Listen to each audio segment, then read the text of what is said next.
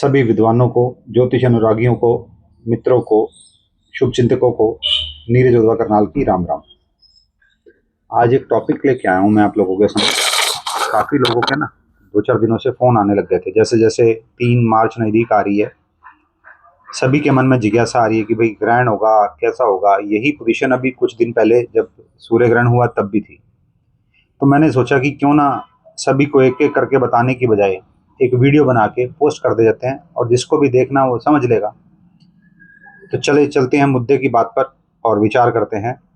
जैसा कि हम सभी छोटे होते से पढ़ते आए हैं कि जो चंद्र ग्रहण है वो हमेशा पूर्णिमा के दिन लगता है, और अब के जो पूर्णिमा आ रही है वो 2 मार्च रात पूर्णिमा की है। 3 मार्च की रात पूर्णिमा वाली नहीं है। मतलब ये कि 3 मार्च को शाम को 5 बजे के बाद, लगभग 5:10 पे, किसी पंचांग में 5:05 पे, किसी में 5:15, 5:20 पे पूर्णिमा तिथि की समाप्ति हो रही है। तो 3 मार्च वाली जो रात है उसको प्रतिपदा है, पूर्णिमा नहीं है। पहला पॉइंट। दूसरा पॉइंट, जब भी ग्रहण होता है तो चंद्र ग्रहण होना है। अभी जो ग्रहण होना, हम चंद्र ग्रहण की बात कर रहे हैं, तो चंद्र ग्रहण के बारे में बात करते हैं कि उस दिन 3 मार्च 2026 को प्रातःकाल जो सूर्य उदय है वो 6:44 पे है, और सूर्य अस्त 6:15 पे, किसी किसी पंचांग में, किसी में 6:25 पे। मतलब लगभग ये 10 मिनट का टाइम है, 8 मिनट का डिफरेंस होता ही है लगभग। दूसरी बात, जो चंद्रमा का उदय है 6:20 से लेकर 6:25 के बीच में अलग अलग पंचांगों में लिखा गया है। तो जो तिथि का आरंभ हो रहा है उससे पहले, यानी कि चंद्रमा जब उदय हो रहे हैं, लगभग उस समय पूर्ण चंद्र ग्रहण हो चुका होगा।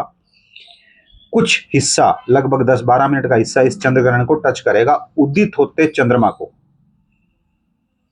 तो उस दिन, जैसा कि हम पहले छोटे होते से पढ़ते आ रहे हैं कि चंद्र ग्रहण पूर्णिमा की रात होता है। पहली बात, उस दिन पूर्णिमा है ही नहीं, प्रतिपदा है इंडिया के हिसाब से। ये ग्रहण इंडिया के अलावा कुछ कंट्रीज में देखा जाएगा, वहां पे इसका प्रभाव भी होगा, सूतक भी होगा, लेकिन इंडिया में नहीं। क्योंकि जब चंद्रमा उदय हो रहे हैं, लगभग वो 10-12 मिनट का ही समय है ग्रहण का, और उस दिन पूर्णिमा भी नहीं है इंडिया के हिसाब से, इंडिया के पंचांग के हिसाब से। तो मेरा आप सभी लोगों को ये बताने के लिए ये वीडियो बना रहा हूं कि चंद्र ग्रहण इंडिया में मान्य नहीं है, और जो चीज मान्य नहीं है तो उसकी हम सूतक की कोई बात नहीं कर सकते। एक चीज अवेलेबल ही नहीं है, हमारे लिए है ही नहीं, हम उसका ग्रहण या उसका सूतक से क्या लेना देना।